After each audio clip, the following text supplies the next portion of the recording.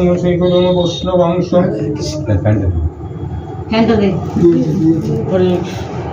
শ্রীগুরুং বৈষ্ণবংশ শ্রীরূপং সাগ্রজাতং সাগরং।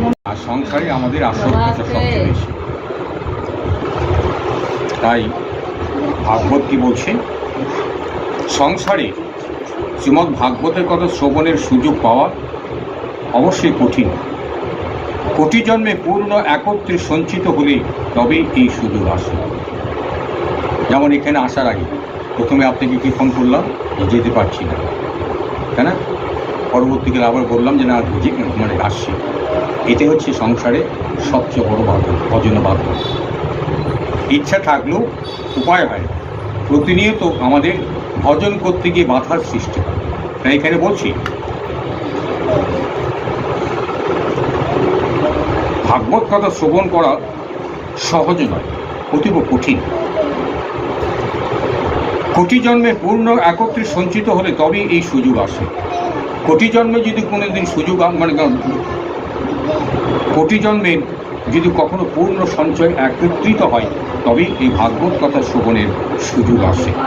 হে নারদ, আপনি বুদ্ধিমান ও যোগনিধি, আপনি মন দিয়ে ভাগবত কথা শ্রবণ করুন। এই কথাটা কি বলছে? চতুষ্ণ। এই চতুষ্ণ নারদ মুনিকে এই কথাটা বলছে। ভাগবত শ্রবণের এর কোনো নির্দিষ্ট কোনো দিনক্ষণে প্রয়োজন নেই। যে কোনো মুহূর্তে যে কোনো সময় ভাগবত শ্রবণ করা যেতে পারে। আর এই কথা শ্রবণ সদাই মঙ্গল করে। এই কথা যত শোনা যাবে তত তার মঙ্গল হবে। সত্য ভাষণ ও ব্রহ্মচর্য ধারণ করে শ্রবণ করা শ্রেষ্ঠ মনে করা হয়, কিন্তু কলিযুগে এত সব হয়ে ওঠা কঠিন। ভাগবত শ্রবণ করতে গেলে সত্য ভাষণ জানতে হবে, ব্রহ্মচর্য পালন করতে হবে। এইসব আচরণ করার পরে ভাগবত শ্রবণ করতে হয়, শাস্ত্র বলছে। কিন্তু কলিযুগে এত কিছু পালন করে ভাগবত শ্রবণ করা সাধারণ মানুষের পক্ষে সম্ভব। তাই বলছি, সেই জন্য সুখদেব যে বিশেষ বিধি বলে গেছেন সেটি জেনে নেওয়া দরকার।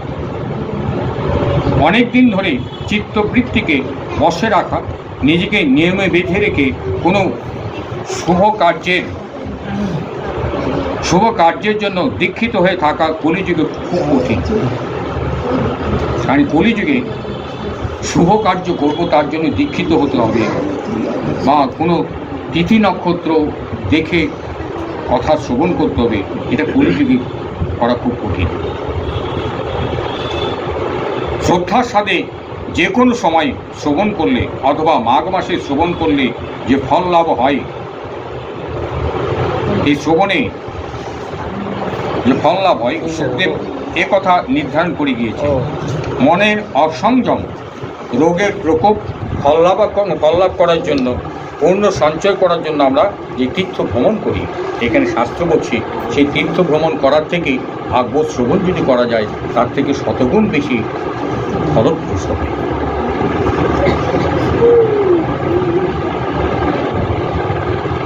এমনকি ধ্যান মানে জ্ঞানের চেয়েও বেশি ফলদায়ী।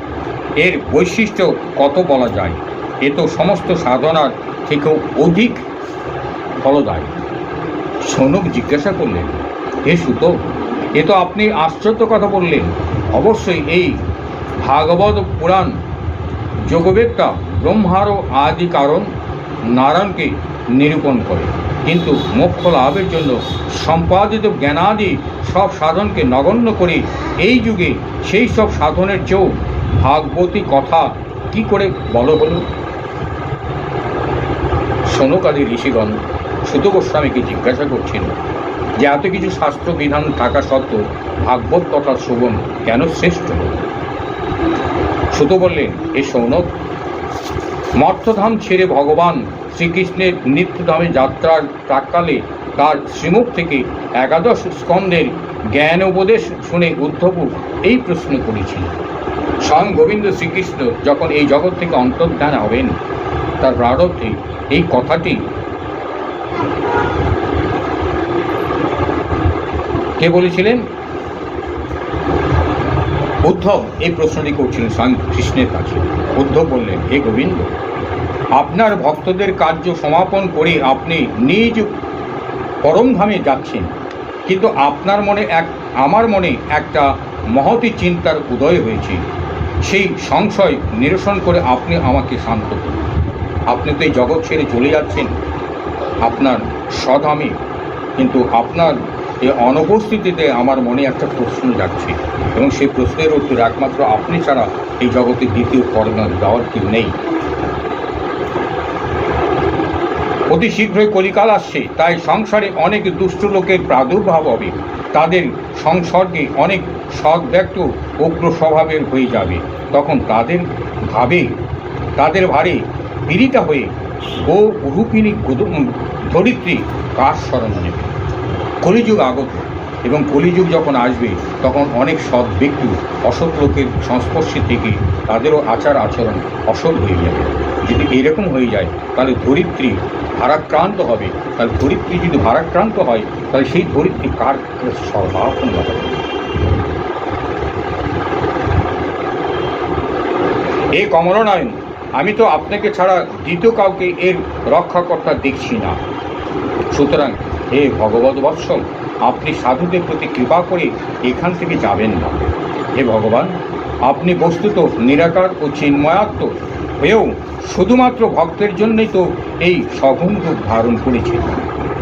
তাহলে মানে স্বয়ং গোবিন্দ যে স্বরূপটা ধারণ করছেন সেটা একমাত্র ভক্তদের জন্য।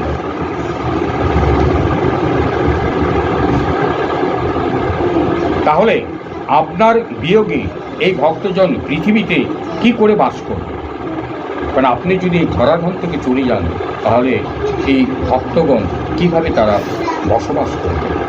নির্গুণ উপাসনা তো বড়ই কষ্টকর ব্যাপার, সুতরাং অন্য কিছু চিন্তা করুন।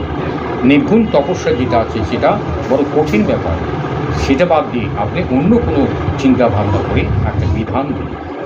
প্রভাস ক্ষেত্রে উদ্ধবের এই কথা শুনে ভগবান চিন্তা করতে লাগলেন যে ভক্তদের আশ্রয়ের জন্য আমার কি ব্যবস্থা হওয়া উচিত। আমি তো এই ধাম থেকে চলে যাব, তাহলে ভক্তদের জন্য কি করা উচিত? হে সৌনক, ভগবান তখন তার সমস্ত শক্তি ভাগবতের মধ্যে রেখে দিলেন। অর্থাৎ ভগবানের যে শক্তি, সেই সম্পূর্ণ শক্তি, সরশক্তি থেকে আরম্ভ করে ঐশ্বর্য শক্তি, মাধুর্য শক্তি, প্রেম শক্তি, সব কিছু এই ভাগবতের মধ্যে রেখে দিলেন। তিনি অন্তর্ধান করে এই ভাগবত সমুদ্রে প্রবেশ করলেন। ভগবান শ্রী গোবিন্দ যখন অন্তর্ধান হওয়ার পরে তিনি স্বয়ং এই ভাগবতের মধ্যে প্রবেশ করলেন। তাই এই ভাগবত ভগবানের সাক্ষাৎ শব্দময়ী মূর্তি। তাই ভাগবত একটা শব্দময় মূর্তি, কারণ এই ভাগবতের যে কথাগুলো, এই কথাগুলো অক্ষর কাকে বলে? যা ক্ষর হয় না, ক্ষর মানে স্থান পরিবর্তন হয় না। তো ভাগবতের যে কথাটা সেটা হচ্ছে সম্পূর্ণ অক্ষর, এর কোনোদিন এর ধ্বংস হবে না। তাই এই ভাগবত ভগবানের সাক্ষাৎ শব্দময় মূর্তি, এর পূজা, শ্রবণ, পাঠ অথবা শুধুমাত্র দর্শনে মানুষের সব পাপ নাশ হয়ে যায়। তাহলে এই ভাগবত শুধু দর্শনে যদি কেউ করে তাতেও জীবের পাপ থেকে নাশ হয়ে যায়। এই জন্য এই ভাগবতের সর্বশ্রেষ্ঠ রূপে গণ্য করা হয়। আর কলিযুগে তো অন্য সমস্ত সাধনের চেয়ে এই ভাগবত ধর্মকে শ্রেষ্ঠ বলা হয়েছে। কলিযুগে অন্যান্য সব ধর্ম থেকে এই ভাগবত ধর্মটাই সর্বশ্রেষ্ঠ বলা হয়েছে। কলিকালে এই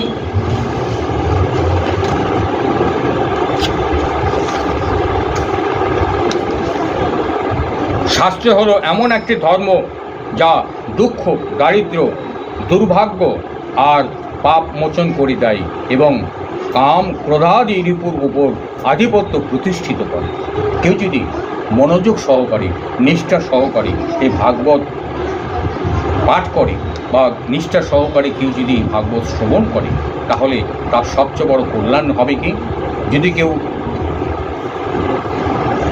দারিদ্রতার মধ্যেও থাকে, কেউ যদি দুর্ভাগা হয়, রোগগ্রস্ত, জরাজীর্ণ, পাপে পরিপূর্ণ, এরকম যদি পাপিষ্ঠও হয়, সেই পাপ থেকেও মুক্ত করে দেবে ভাগবত কথা।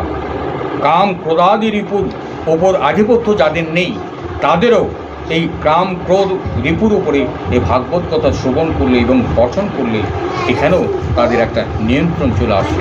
নচেত ভগবানের এই মায়া থেকে পরিত্রাণ পাওয়া, যেখানে দেবগণের পক্ষ দুঃসাধ্য, সেখানে মানুষের আর কি কথা।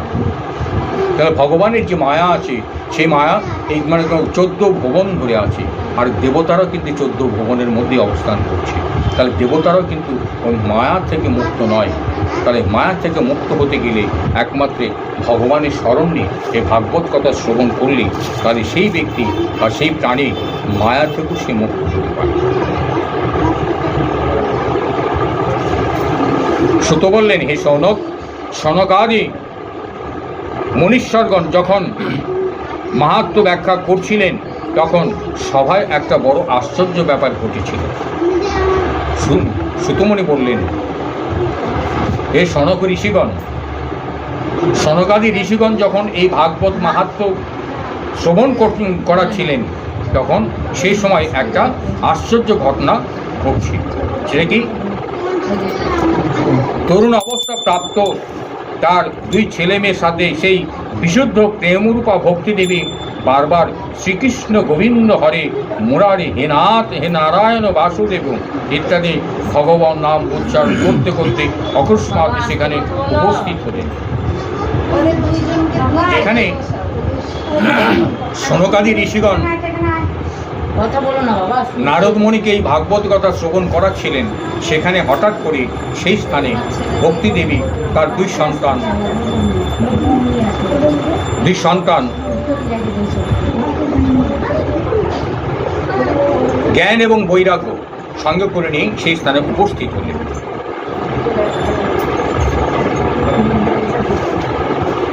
সমস্ত সভাসদেরা দেখল যে পরমা সুন্দরী ভক্তি রানী ভাগবতের অর্থের ভূষণ ধারণ করে সেখানে এসেছেন। মুনিগণের সেই সভায় সকলে আলোচনা করতে লাগলেন, ইনি এখানে কিভাবে এলেন? তখন সনকাদি মুনিগণ বললেন, এই ভক্তি দেবী এইমাত্র ভাগবত কথার অর্থ থেকে প্রকাশিত হয়েছে। তাহলে এই যে ভক্তি দেবী, এই ভক্তি দেবী ভাগবত কথা থেকেই প্রকাশ হয়েছে, অর্থাৎ ভক্তি দেবী ভাগবতের মধ্যেই নিহিত ছিল। তাদের এই কথা শুনে ভক্তি তার পুত্রদের সাথে অত্যন্ত বিনম্রভাবে সনত কুমারদের বললেন, ভক্তিদেবী বললেন, কলিযুগে আমি প্রায় শেষ হয়ে গিয়েছিলাম, আপনাদের কথামৃত সিঞ্চন আমাকে আবার পুষ্ট করেছে। এখন আপনারা বলুন যে আমি কোথায় থাকব। ভক্তিদেবী বলছেন যে কলিযুগে আমি প্রায় শেষের দিকে হয়ে গেছিলাম, কারণ ভক্তি শ্রদ্ধা যদি না থাকে তাহলে মানুষ কী হবে? ঈশ্বর বিমুখ হয়ে যাবে। ঈশ্বর বিমুখ যখনই হয়ে যাবে তখন সেখানে ভক্তি থেকে দূরে সরে যাবে। তাই কলিযুগে আসার পরে ভক্তিদেবী তার শোচনীয় পরিস্থিতি হয়ে গেছিল এবং সেখানে এই ভাগবত কথা সিঞ্চনে তারা আবার পুনরায় পুনর্জীবিত হলেন।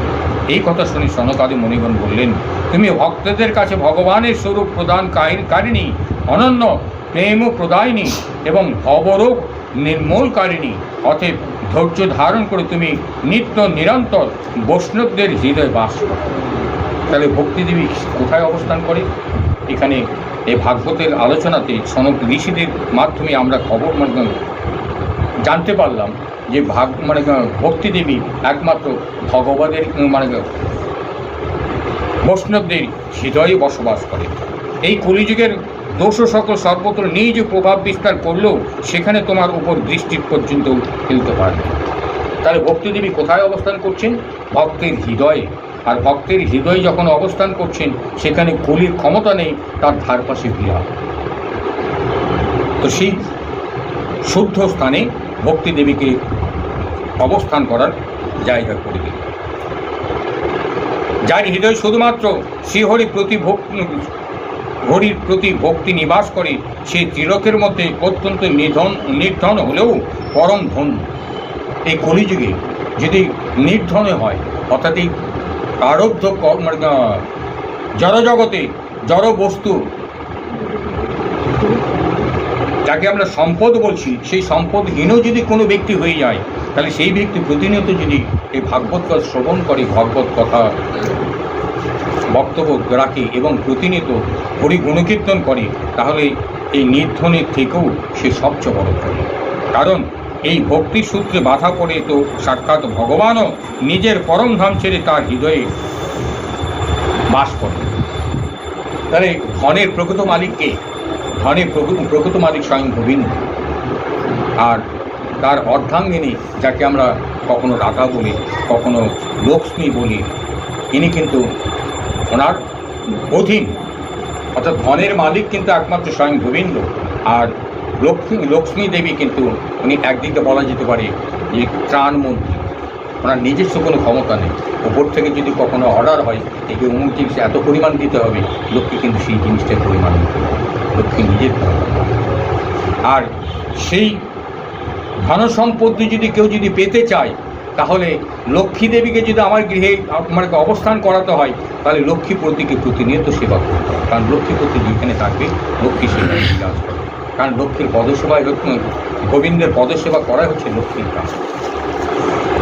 মর্তধামে এই ভাগবত পরম ব্রহ্মের সাক্ষাৎ বিগ্রহ, এর মহিমা আমি কতটুকু বা বর্ণনা করতে পারি।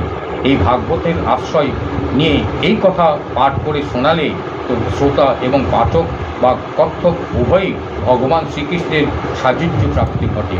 অতএব একে ছেড়ে অন্য ধর্মের আশ্রয়ের আর কি প্রয়োজন। এই যে ভাগবত কথাটা, এই ভাগবত কথাটা স্বয়ং গোবিন্দের নিজ মুখশ্রিত বাণী। যখন ব্রহ্মা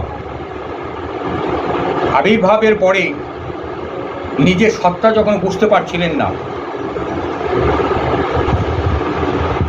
কারণ উনি কে, ওনার নাম বা কী এবং ওনার আবির্ভাবের কারণই বা কী, এইসব তথ্য যখন উনি উপলব্ধ করতে পারছিলেন না, এরম জড়জগতে চতুর্দিকে দর্শন করেও যখন উপলব্ধি করতে পারছেন না, তখন দৈবাক্রমে উপলব্ধি হলো যে আমাকে তপস্যা করতে হবে।